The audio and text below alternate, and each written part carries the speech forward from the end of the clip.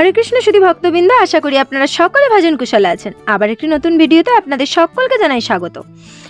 আজকে রবিবার, এসেছিলাম একটু বাজারে ফুল আনতে, কিন্তু ফুল আর পাইনি। তাই যাবার সময় এখানে ফুল গাছ কিনতে চলে এসেছি। এখানে এত ফুল গাছের দাম যে একটা ফুল গাছের যা দাম, আমার গ্রামের বাড়িতে ওই একটা ফুল গাছের ধরুন 5টা ফুল গাছ হবে। তো আমি এখান থেকে একটা ফুল গাছ নিয়ে চলে এসেছি, এই যে এই গাছটা। আর এর অন্য কোনো কালার ছিল না, আর যার কাছে এই ফুলটার অন্য কালার ছিল তার কাছে প্রচুর দাম, তাই জন্য কিন্তু এটাকেই নিতে হলো। তবে সেখানে ভাবছিলাম যে মাত্র একটা গাছ, বাড়িতে আনার পর দেখি বেশ কয়েকটা গাছ আছে।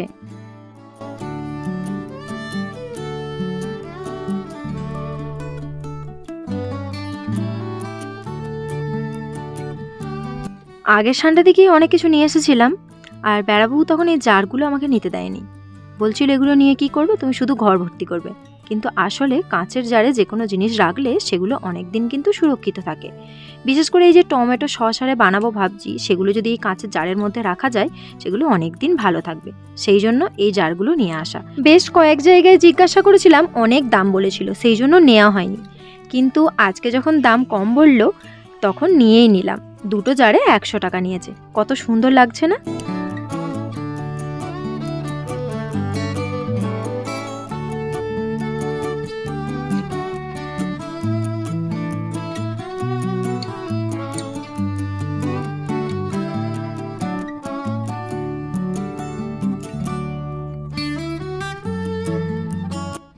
এখানে কেক বেক করতে দিয়েছি। একটা নতুন পদ্ধতিতে স্পঞ্জ কেক বানানোর চেষ্টা করছি। যদি ভালো হয় তাহলে কাস্টমারকেও দিতে সুবিধা হবে।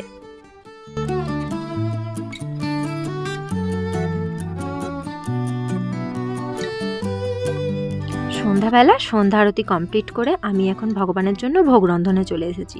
বানাবো একটু মিষ্টি, সঙ্গে পরোটা। আর দুপুরে আমাদের হয়েছিল রাজমা, সেটা অল্প একটু আছে। তো শুধু পরোটা তো আর ভগবানকে ভোগ নিবেদন করা যাবে না, সেই জন্য অল্প একটু জিলিপি বানাচ্ছি। তার জন্য এখানে ডালটাকে ভালো করে বিট করে নিচ্ছি। এটা ফর্মের মতো হলে জিলিপি বানাবো। আর জিলিপি রেসিপি তো আপনাদের সঙ্গে আগে আমি শেয়ার করেছি। অবশ্যই যদি বানিয়ে থাকেন বাড়িতে আমাকে অবশ্যই জানাবেন। এই যে তেলটা গরম করতে দিয়েছিলাম, তার মধ্যে 2 টেবিল চামচের মতন ঘি দিয়ে দিয়েছি।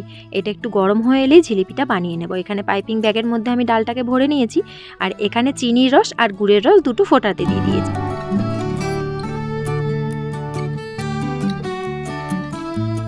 এই যে একবার ভেজে তুলে নিয়েছি, আরও একবার দিয়ে দিয়েছি। পাইপিং ব্যাগের মুখটা এতটাই কেটে ফেলেছি যে জিলিপির শেপগুলো আজকে ভালোই হচ্ছে না। আর এখানে বেশ অনেকটা পরিমাণ কেশর দিয়েছি, যাতে সুন্দর একটা কালার আছে। ফুড কালার আমি কখনোই ব্যবহার করি না, কারণ বাচ্চারা খায় তো সেই জন্য।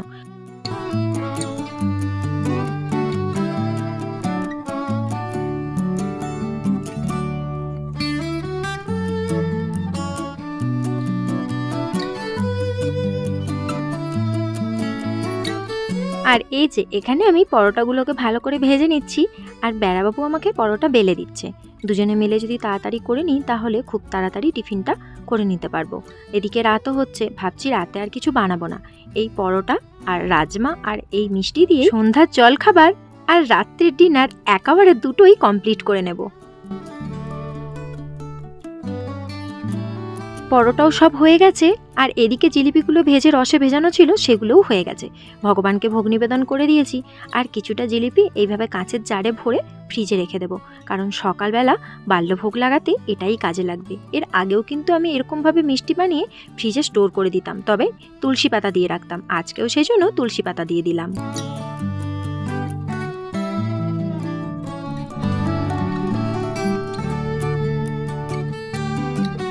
এই তো আমাদের সবেমাত্র প্রসাদ পাওয়া কমপ্লিট হলো। তারপর আমি গুছিয়ে এখানে চলে এসেছি মোচাটা ছাড়াবো বলে। তবে ভাবছি ছাড়িয়ে রাখবো না সকালে ছাড়াবো। আর এই মোচাটার দাম জানেন তো, 150 টাকা। যদিও বেড়াবাবুর কাছ থেকে 150 টাকা নেয়নি, কিছু টাকা কমই নিয়েছে। আর এই মোচাটা হচ্ছে বলে গেছে নাকি বিচে কলার মোচা। জানি না, রান্না করে খেলেই বুঝতে পারবো বিচে কলার না অন্যান্য মোচা। যদি বিচে কলার হয় তাহলে স্বাদটা সুন্দর হবে, আর অন্যান্য মোচার হলে একটু কষা লাগবে। আর এখানে যে মোচা পাওয়া যায় এখন, এটাই অনেক। আগে তো পাওয়া যেত না, এখন তবুও অনেক সবজি পাওয়া যায়। যাই হোক, সবজিওয়ালা সন্ধ্যাবেলা এসে দিয়ে গেছে, তার সঙ্গে এই কুলো দিয়ে গেছিল। কুলেরও বেশ ভালোই দাম।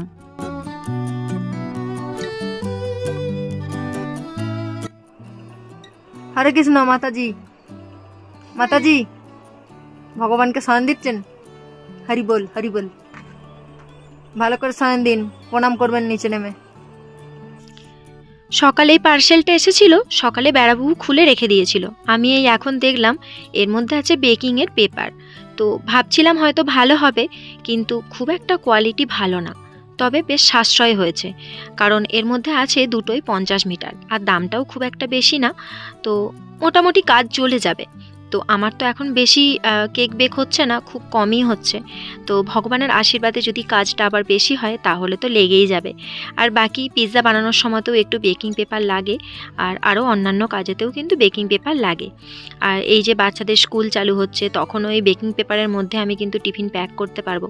যদিও ওটা অ্যালুমিনিয়াম ফয়েলও ব্যবহার করি মাঝে মাঝে, তবে অ্যালুমিনিয়ামের ফয়েল না থাকলে এই বেকিং পেপার দিয়েই কিন্তু ওদের টিফিনটা প্যাক করে দিই।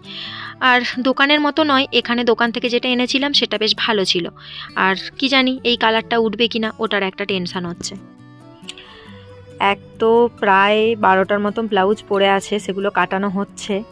আবার চলে এসেছে এখানে দুটো লেহেঙ্গারের মতন টপ হবে, মানে শর্ট কুর্তি। আর এটা হচ্ছে কি যে মায়াপুরের শাড়ি, তো এক মাতাজি দিয়ে গেছে। এই শাড়িগুলো আমার বলতে পারেন ড্রিম।